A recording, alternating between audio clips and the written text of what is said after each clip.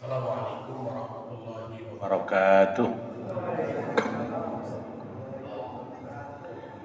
Alhamdulillahi rabbil alamin.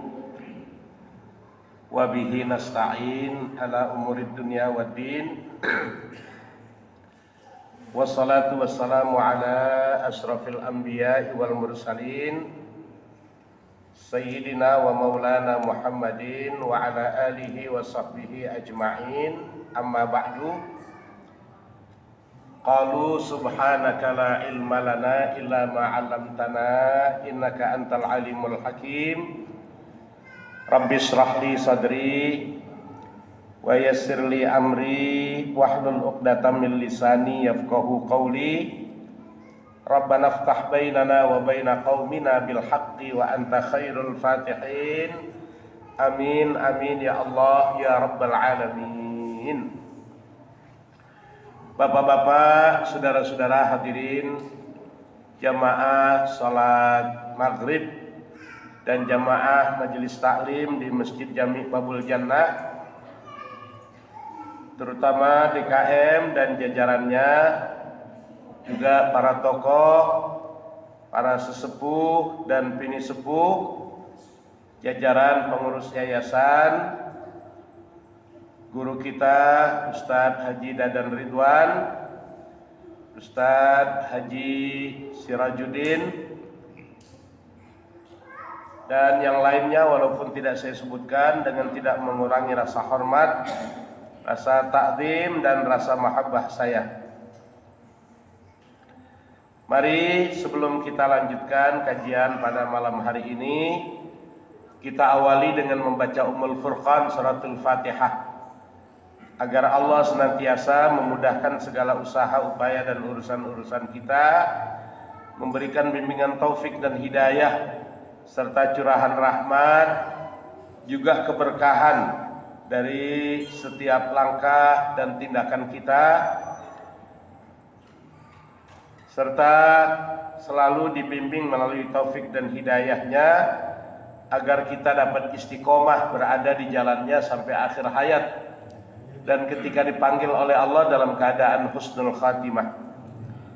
Al-Fatihah bin niyatil futuh wal munuh war rusuh wa taubatin nasuh wa salahil jasadi war ruh ila hadratin Nabi Muhammadin sallallahu alaihi wasallam, thumma ila azwajihi wa ahli baitihi wa dzurriyyatihi wa ashabihi, thumma ila hadrati jami'il awliya wa syuhada wa salihin wal a'immatir rasyidin wal ulama'il amilin minal mufassirin wal muhaddithin wal mustaslihin wal musannifina minal kutubi salafiyah wal mujahidina fi sabilillah, thumma ila arwahi abaina wa ummahatina wa ajdadina wa jaddatina wa a'mamina wa ammatina wa akhwalina wa khalatina wa masyayikhina wa liman lahu haqqun alaina wa li jami'i ahlil kubur minal muslimina wal muslimat wal mu'minina wal mu'minat aina ma kanu min masyariqil ardi ila magharibiha syai'un lillahi lana wa lahum. Al-Fatihah.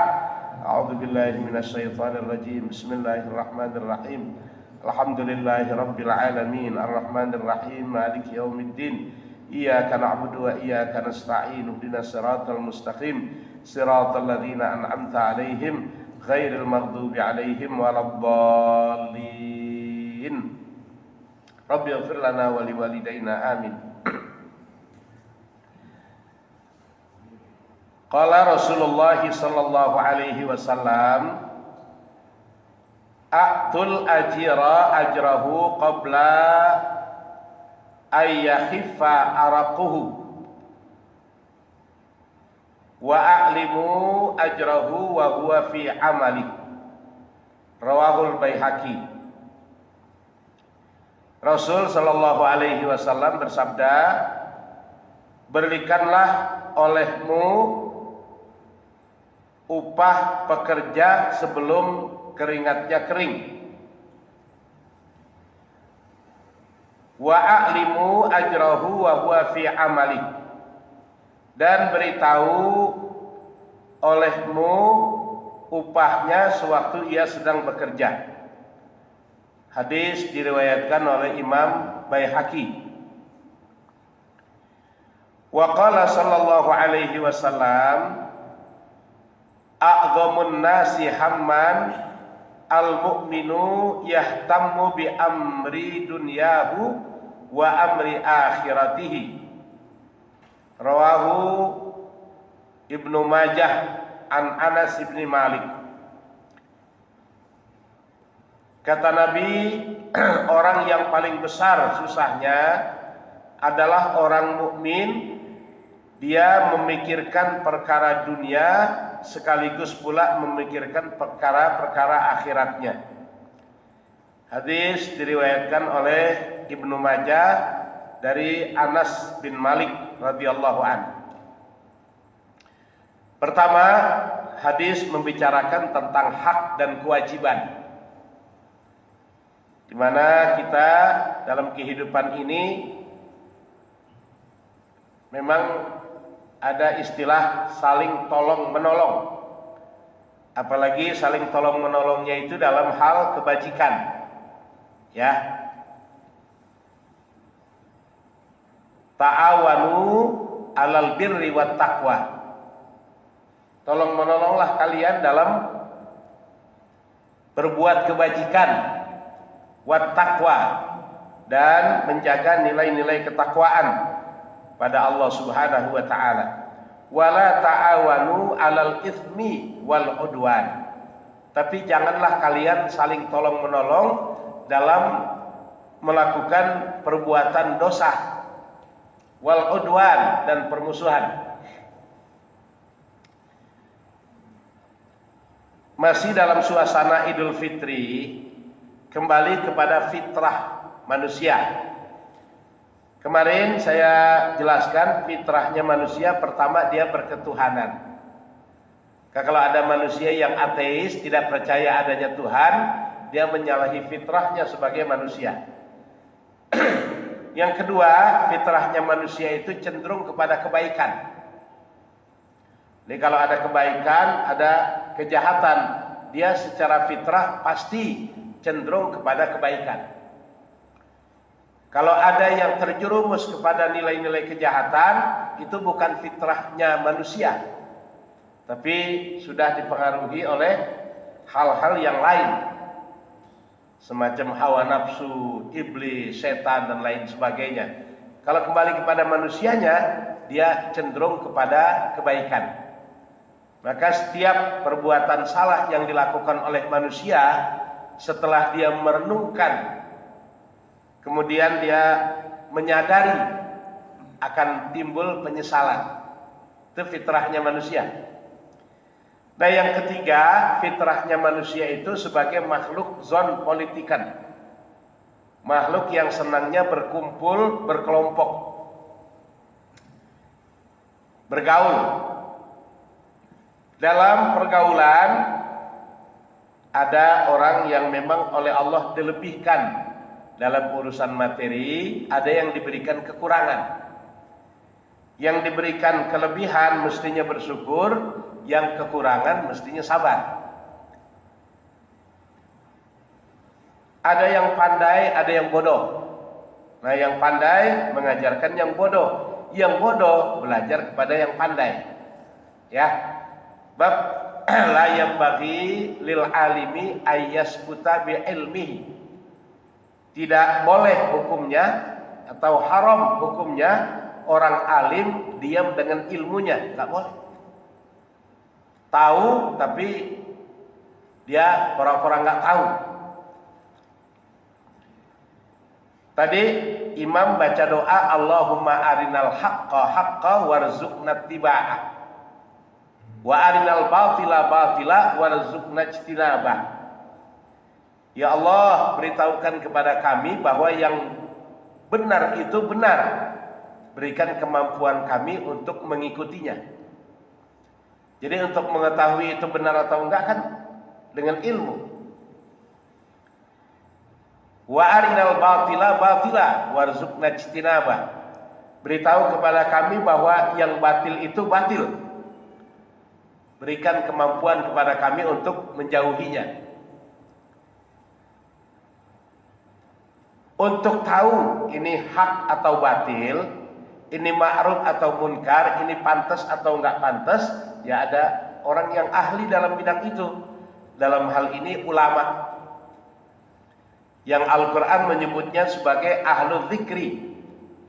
Fas'alu ahla dzikri in kuntum la ta'lamun. Bertanyalah kepada ahli zikir. In kuntum la ta'lamun, jika kalian tidak mengetahui. Dan ahli zikir di sini bukan orang yang selalu zikir la ilaha illallah, la ilaha illallah, bukan itu. Ahli zikir itu kan pernah saya jelaskan, kadang disebutkannya satu bagian, tapi yang dimaksud keseluruhan. Ya, seperti Allah menjelaskan tentang haramnya daging babi. Ayatnya cuma bilang hurrimat alaikumul maitatu wadamu walahmul khinzir wa ma uhilla bihi li ghairillah. Diharamkan untukmu al-maitatu, bangkai. Wadamu, darah. Nah, kita jelaskan dulu ya. Walahmul khinzir, dan diharamkan juga untukmu daging babi. Yang disebutnya cuma daging babi, tapi yang dimaksud adalah keseluruhan bagian dari babi. Ya lemaknya, ya apa namanya, yang ada di bagian tulang-tulang, yang konon kamarnya jadi bahan buat salah satu penyedap masakan, ya khususnya, atau enzim-enzimnya, tulangnya. Ya katanya kalau ngerokok cangklongnya dari tulang babi lebih nikmat, itu nggak boleh juga. Yang disebut cuma daging, tapi maksudnya keseluruhan.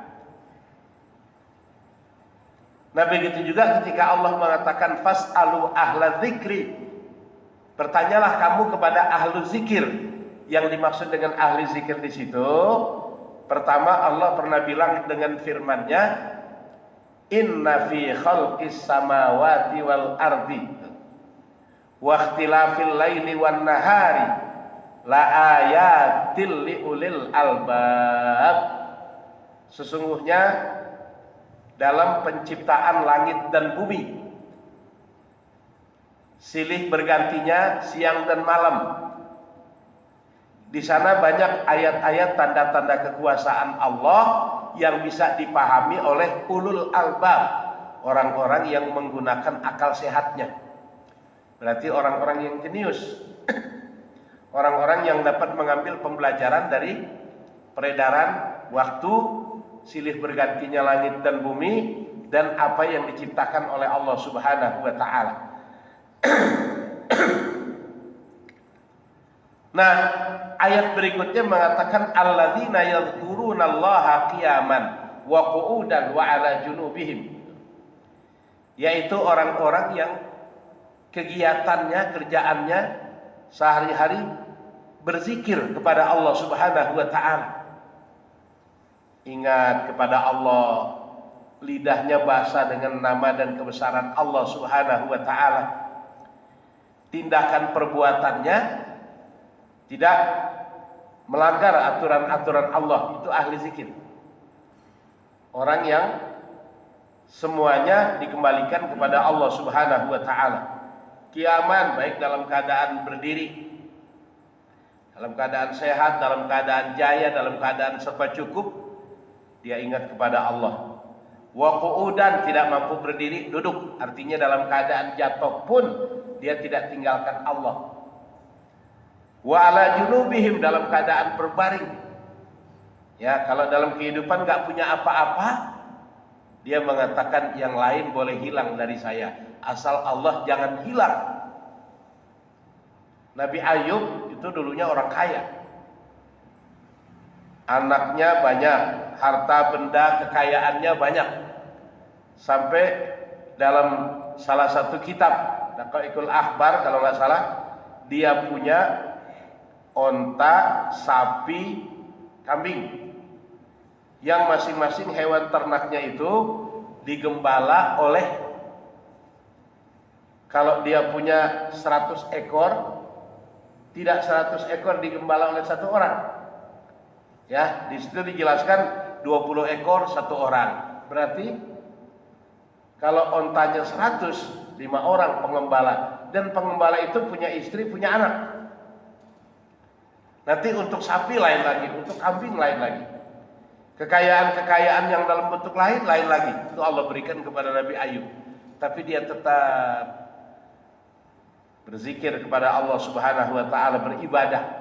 Enggak congkak, angkuh dan sombong.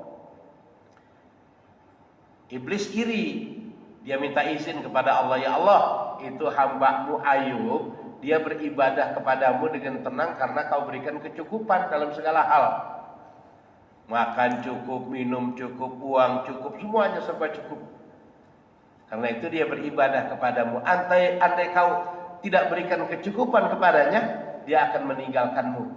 Allah katakan, enggak akan hambaku meninggalkanku. Hewan ternaknya mati secara massal. Kemudian kebunnya, sawahnya terbakar, habis.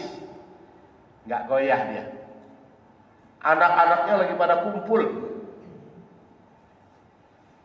di sebuah gedung, gedungnya rubuh, anaknya meninggal berbarengan.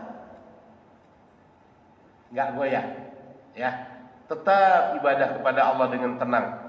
Sampai kesehatannya. Sehatannya ada iblis meniupkan hawa panas ke dalam tubuh Nabi Ayub, yang akhirnya panas itu menyebabkan kulitnya seperti terbakar, kemudian muncullah semacam kusta, ya, mengeluarkan nanah dan darah sampai mengeluarkan belatung yang memakan daging-dagingnya. Nabi Ayub mengatakan, ya Allah, harta benda kekayaan yang Kau titipkan telah Kau ambil. Aku terima dengan syukur, aku lepaskan dia juga dengan ikhlas, karena dia darimu dan kembali kepadamu. Anak-anak yang Kau titipkan, Aku telah rawat, aku terima dengan rasa syukur. Sekarang Kau telah ambil mereka, aku ikhlaskan. Semua apa yang Kau berikan, Kau ambil kembali, aku ikhlas. Saat ini tubuhku yang tadinya sehat telah dirusak oleh virus, kemudian muncul belatung. Dan ini adalah kehendak-Mu, aku rela menerimanya. Kalau nggak salah 18 tahun. Ya Allah, sakit 18 tahun. Bayangin, kita hidup 60 tahun, sakit seminggu, rasanya lama bener. Pengen buru-buru sembuh. Nabi Ayub sakit 18 tahun nggak pernah ngeluh. Sampai seluruh tubuhnya itu hampir habis dimakan oleh belatung. Nabi Ayub cuma bilang, ya Allah, darah, daging, kulit yang ada pada tubuhku ini, aku rela dimakan oleh belatung.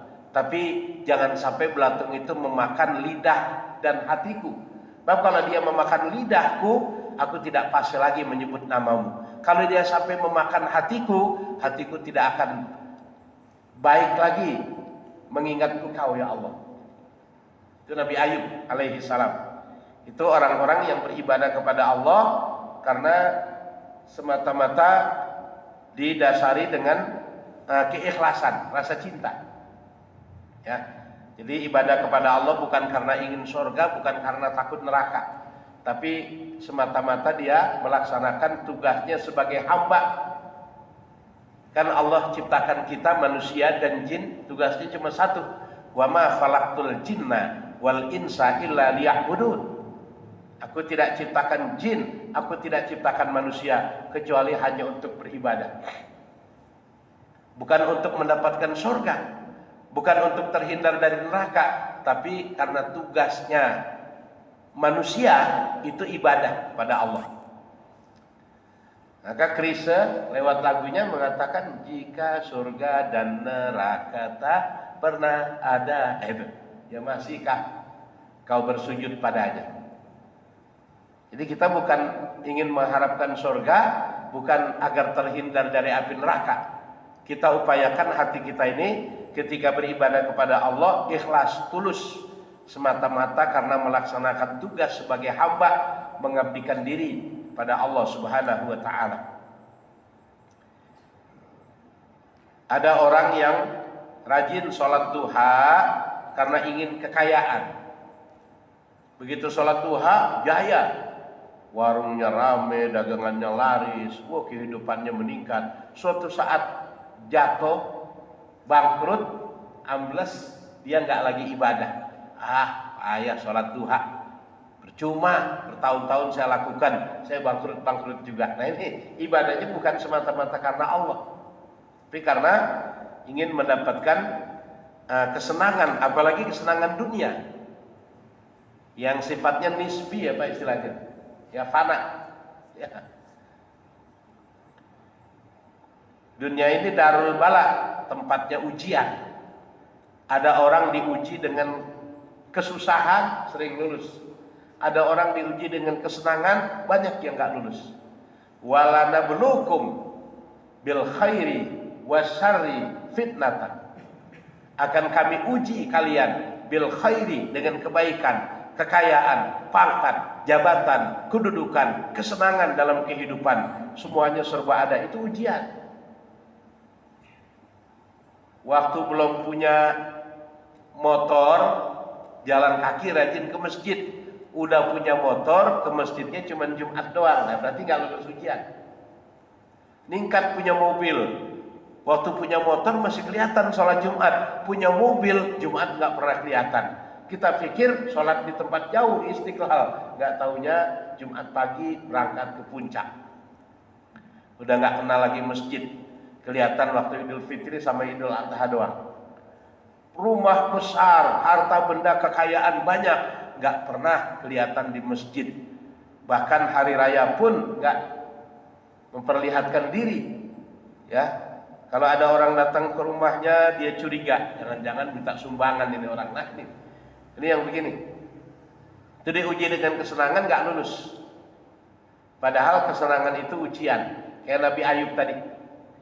Ketika orang diuji dengan kesusahan, sering lulus.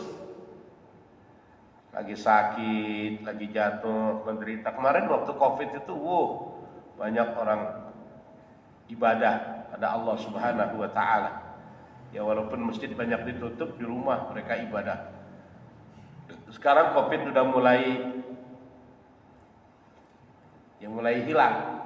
Ya sekira bukan mulai, memang udah hilang kali ya.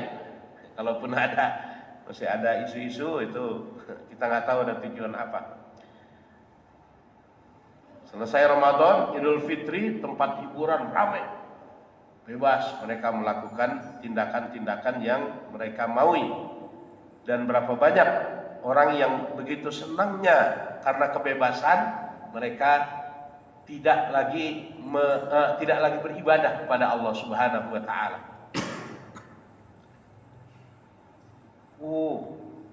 Ya dong, ke Castilo apa namanya? Yang di Sumedang. Punya Dewi Persik. Dari situ ke Aljabar. Berangkatnya kapan? Pagi jam 6. Mau berangkat pagi jam 6, takut ketinggalan nggak sholat subuh. Di Le Castilo, Zohor enggak, asar enggak. Ya, padahal ke Masjid Aljabar, tapi sama sholat jauh. Nah ini. Jadi kesenangan dia. Bebas. Nggak lagi pakai masker, nggak lagi di booster, bebas. Ya, sampai semuanya lolos.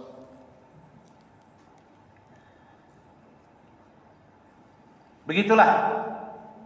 Nah, orang-orang yang ahli zikir, dia selalu mengembalikan segalanya kepada Allah.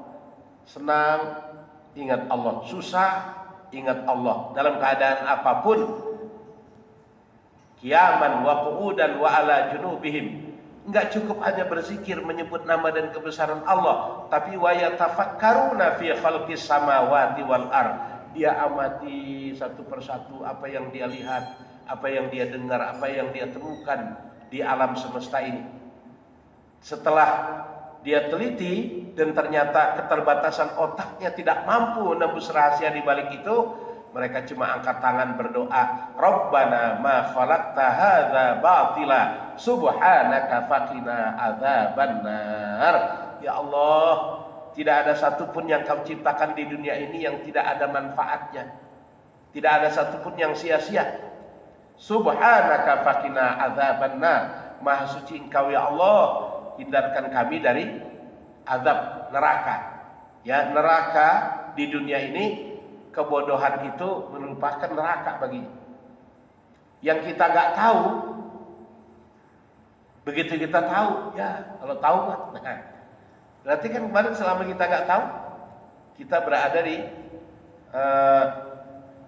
zona yang gelap. Begitu kita tahu, oh, karena itu orang-orang yang seperti itulah yang harus kita jadikan tempat untuk menanyakan sesuatu. Ya masing-masing ahlinya. Kan mengkaji sama mengaji itu beda. Kalau mengaji, kemarin tuh tadarus Al-Quran, ngaji, baca Quran doang, baca. Bagus sih, ya. Tapi mengkaji itu memahami isi kandungan Al-Quran sambil dia bahasa mahasiswa itu studi komparatif yang dibaca dalam Al-Quran dengan apa yang ada di fenomena alam ini ternyata bersinergi. Itu yang disebut dengan tadabbur alam. Dia pahami apa yang di alam semesta, lalu dia cari, ini yang Al-Quran bilang, maka akan bertambah pengetahuan. Dan kata Imam Ghazali, kullu ma zidtu ilman zidtu jahlan. Setiap kali aku bertambah ilmu, aku merasa bertambah bodoh. Aduh, bodoh banget saya. Beginian aja saya nggak tahu. Waduh, bodoh banget saya. Nah, itu. Jadi dia nggak merasa tambah pintar, tapi merasa tambah bodoh. Karena banyak hal-hal yang kecil sebenarnya, tapi dia nggak tahu. Ini kan kadang-kadang manusia baru punya ilmu dikit aja udah merasa paling pintar. Ya, sehingga dia nggak mau lagi bertanya, nggak mau lagi belajar, nggak mau lagi cari tahu. Kalaupun dia cari tahu, cukup di medsos. Ya di medsos mengkaji, mengaji boleh. Tapi kan kadang-kadang ada kalimat yang maksud dari yang menulis kalimat itu apa kita nggak tahu. Nah, kita bisa tahu dari ahlinya. Profesor Dr. Quraisy Shihab, ketika dia tidak tahu tentang sesuatu hal, dia datang dulu katanya ke Buya Hamka. Dia tanya, Buya, ini ayat ini bunyinya begini, terjemahannya begini, bagaimana maksudnya? Sama Buya Hamka dijelasin. Nah, baru jelas. Maka dia susun tafsir Al-Misbah. Dan begitu kita lihat isinya, penjabaran, perluasan dari tafsir Al-Azhar yang disusun oleh Buya Hamka. Berarti Profesor Doktor Quraisy Shihab, orang yang otaknya begitu hebat, hafalan Qur'annya begitu luar biasa, dia masih bertanya kepada orang yang lebih tahu, yang lebih ahli. Jadi ketika kita belajar ada gurunya, dengan belajar sendiri di rumah baca buku itu beda hasilnya. Ada kalimat di buku yang namanya buku kadang-kadang salah cetak. Tapi kalau kita kepada guru, nanti sama guru dijelasin. Dulu ada cerita orang sakit asma, ya kalau musim dingin gemeter, ya. Napasnya sesak. Lalu datanglah dia ke tabib. Ya dulu tabib, sekarang dokter. Sama dokter dikasih resep. Tulisan bahasa Arab, ya. Habbatus sauda sifaudda. Habbatus sauda kita tahu kan? Jintan hitam, sifaudda akan menyembuhkan penyakit. Rupanya ini resep nggak langsung dia cari obatnya, dia simpan dulu di dek. Ya, orang dulu kan rumahnya mesin bilik, ada dek, ada sesek, buang kotoran di sana, nempellah tai sesek di situ. Ya, yang tadinya titiknya satu, karena sesek buang kotoran di situ, jadi seperti ya. Begitu dia, nyesek ini. Kemarin resep dari tabib itu apa ya? Cari-cari, oh ini dia. Begitu dia baca, Hayatus Sauda Syifa'ud Dawa. Habba artinya biji-bijian yang hitam, intan hitam. Itu yang bisa menyembuhkan penyakit. Hayatun cuman tambah satu titik doang. Hayatun itu artinya ular. Hayatus Sauda, ular hitam. Syifa'ud Da, dapat menyembuhkan penyakit. Akhirnya yang dia pahami apa yang dia baca. Dia nggak tanya dulu, dok ini yang benar dok, masa ular hitam? Ya dokternya mungkin bilang, oh tulisan saya bukan ini, tapi Habbatus Sauda. Tapi dia menarik kesimpulan aja. Hayatus Sauda Syifa'ud Da, ular hitam dapat menyembuhkan penyakit. Cari ke belakang rumah ular hitam, ketemu. Ya dimatiin, dibakar, digerus, dibikin semacam kopi, diminum. Inna lillahi wa inna ilaihi raji'un. Gara-gara satu titik. Tapi dia nggak mau nanya, minta penjelasan lagi. Ya kalau dia datang lagi ke tabib, kan kalau logika jalan, Hayatus Sauda, ular hitam, masa iya ular hitam bisa jadi obat? Minta penjelasan lagi. Nah ini yang kadang-kadang orang-orang males. Begitu lihat baca di buku, wah, ambil kesimpulan sendiri, mengeluarkan fatwa. Padahal maksud dari penyusun itu nggak begitu. Atau cetakannya nggak begitu, tapi mungkin ada yang salah cetak kalimatnya dan lain sebagainya. Itu yang saya maksud, rajin-rajinlah kita bertanya kepada orang yang ahli. Ya maka Rasul mengatakan la yambaghi lil alimi ayaskuta bi ilmihi. Tidak halal atau tidak boleh hukumnya orang yang alim diam dengan ilmunya. Dia harus kasih tahu. Wala yang bagilil jahili ayaskuta bijahli. Begitu juga orang yang merasa bodoh, dia jangan diam dengan kebodohannya. Begitu baca dia nggak paham, dia bikin pemahaman sendiri. Ya akhirnya nanti jauh dari apa yang dimaksud dengan kalimat itu. Mesti dia cari orang yang tahu. Ini kitab ini yang menyusun siapa ya? Ini pernah dipelajari di mana ya? Oh di sana ada ustadz. Saya pengen tahu ini. Kok saya nggak jelas ini? Nah, ustadz ini ada hadis begini maksudnya apa? Nanti sama ustadz dijelasin. Baru paham. Itu yang saya maksud. Bab man laisa lahu saikhun fa saikhuhu syaitan. Orang yang belajar dari buku nggak pakai guru, kita khawatir gurunya setan di situ. Jadi harus ada guru. Ketika kita belajar sama guru, ekspresi yang diberikan, ya ekspresi yang diberikan guru kepada kita terbayang. Dan kalimat-kalimat yang keluar dari lidahnya, ingat kita, oh begini. Beda dengan kita baca aja di buku. Memang buku sekarang banyak, apalagi Google, apa yang nggak ada di sana. Tapi apa yang dimaksud dengan kalimat itu sebenarnya kita harus tahu, cari tahu kepada orang yang memang paham dalam hal itu.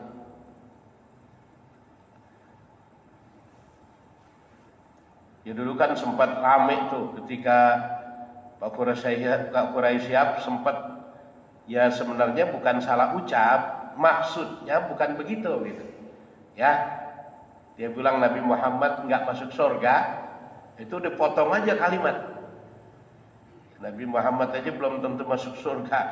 Begitu Habib Ali Al-Walid bin Abdurrahman bin Ahmad Segaf mengklarifikasi, dia bilang maksudnya begini Habib, Nabi Muhammad itu nggak masuk surga, dia yang punya surga.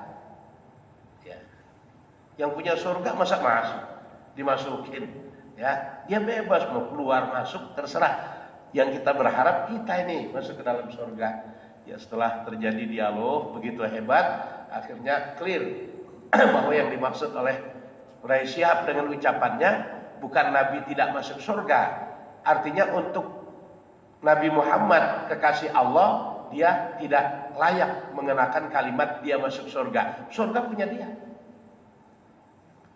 Surga dia punya. Dulu pernah terjadi salah paham juga. Barangkali sempat kita dengar antara Mu'allim Syafi'i Hazami dengan Sayyidul Walid Al-Habib Abdurrahman Assegaf tentang meletakkan kepala mayat saat disolatkan. Di situ kan memang bagusnya kepala mayat berada di sebelah kanan orang yang menyolatkan, tapi boleh juga terletak di sebelah kiri orang yang menyolatkan. Nah, Mu'allim Syafi'i Hazami ini kepala mayat, kita sholat di sini nih. Boleh juga kita balik. Nah, kita di sini yang nyolatin kepalanya ngadep kiri.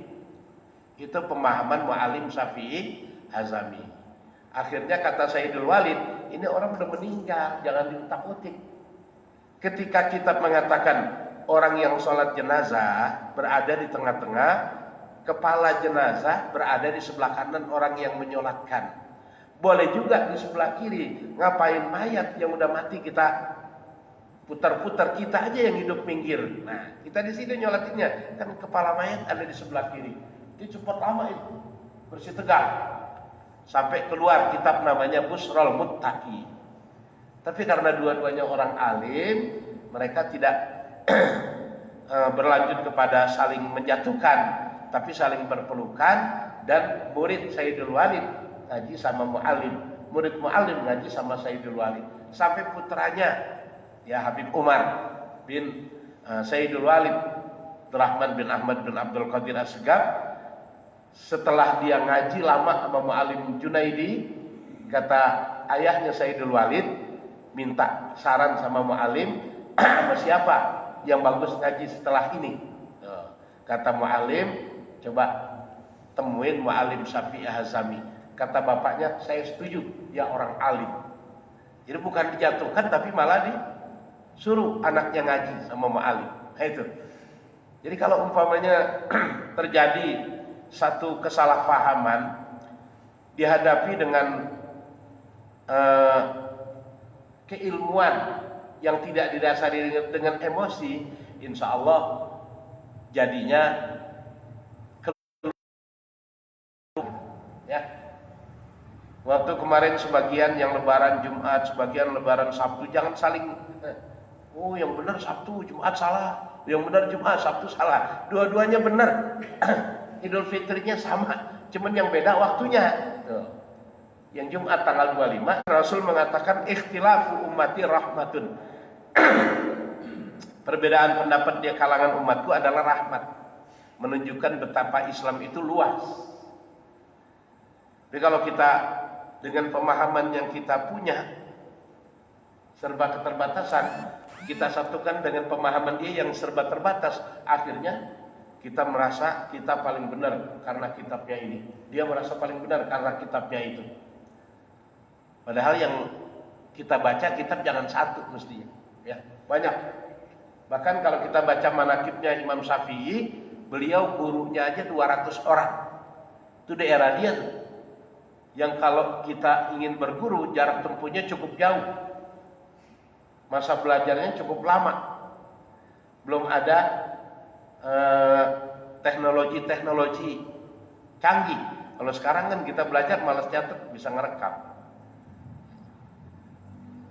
atau bisa ya dibikin semacam video, dimasukkan YouTube dan lain sebagainya. Kalau dulu kan susah, gurunya 200 orang, itu Imam Syafi'i. Imam Ahmad bin Hambal lebih banyak dari Imam Syafi'i gurunya. Nanti lebih banyak guru lebih bagus, asal kita jangan membanding-bandingkan, bagusan guru ini, bagusan guru ini, enggak ada. Ketika Al-Quran mengatakan la nufarriqu baina ahadim mir rusulih, kita tidak boleh membedakan satu rasul dengan rasul yang lainnya, enggak boleh. Rasul mengatakan di Nabi kita Muhammad, ulama ummati ka anbiya'i bani Israil. Fungsi kedudukan ulama di kalangan umatku sama dengan fungsi kedudukan para nabi di zaman Bani Israel. Dan Bani Israel rasul banyak, jumlahnya 313, nabi 124.000, semuanya baik, semuanya bagus. Kita nggak boleh bilang, hebatan Nabi Musa ya dibanding Nabi Isa, hebatan Nabi Isa sama Nabi Sulaiman, nggak boleh. begitu juga dengan para ulama. Karena kedudukan para ulama bagi kita umat Nabi Muhammad sama dengan kedudukan para nabi, para rasul di kalangan Bani Israel dulu. Jadi kita nggak boleh mengatakan, ini bagus nih, ini nggak bagus, nggak boleh. Kita kaji, kita pahami, baru kita tahu. Ini kadang-kadang baru kita nangkap satu ucapan yang menurut kita nggak benar aja. Oh saya nih, jangan ikutin Ustadz ini nggak benar nih. Nah, kita kaji dulu. Kan sekarang zaman YouTube kayak TikTok kayak atau apa itu dipotong, ya. Yang aslinya dibuang, potongannya yang diviralkan sehingga orang salah paham. Karena itu agar luas pengetahuan kita, belajar dan belajar. Nah, yang saya maksud ketika kita kembali kepada fitrah zon politikan, bergaul, bermasyarakat, bersahabat, berteman, maka di situ ada hak, ada kewajiban. Kita yang punya uang minta tolong kepada mereka yang memang punya keahlian. Maka ketika dia melakukan keahliannya, kita beri upah. Nah, ini pesan dari Nabi, a'tul ajrahu qabla ayyaqifa araquhu. Berikan upah orang yang bekerja sebelum keringatnya kering. Wa a'limu ajrahu wa huwa fi amali. Kasih tahu ya tugasnya apa, upahnya berapa, sehingga enak sama enak. Jangan sampai dia udah selesaikan kerjaannya, kita kasih semaunya. Ya dia mau protes nggak enak, dia nggak protes ngedumel di hati, akhirnya yang nggak senang ngomong ke sana kemari, yang timbul kejelekan. Ya, yang penting kan gue kasih upah, gue jelekin lagi yang itu yang dikhawatirkan, sehingga jelas, gamblang, transparan satu sama lain. Ini yang dapat kita lihat pada malam hari ini. Mudah-mudahan sedikit banyak ada manfaatnya. Wallahul muwaffiq ila aqwamit thariq. Al-Fatihah. A'udzubillahi minasyaitonir rajim. Bismillahirrahmanirrahim. Alhamdulillahirabbil alamin. Arrahmanir rahim. Maliki yaumiddin. Iyyaka na'budu wa iyyaka nasta'in. Ihdinas siratal mustaqim. Siratal ladzina an'amta 'alaihim ghairil maghdubi 'alaihim waladdallin.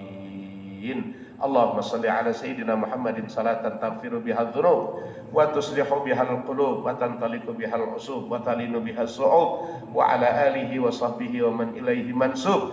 Taqabbal minna ya Allah innaka antas samiul alim wa tub alaina innaka antat tawwabur rahim. Da'wahum fiha subhanaka Allahumma wa tahiyyatuhum fiha salam wa akhiru da'wahum alhamdulillahi rabbil alamin. Wassalamu alaikum warahmatullahi wabarakatuh.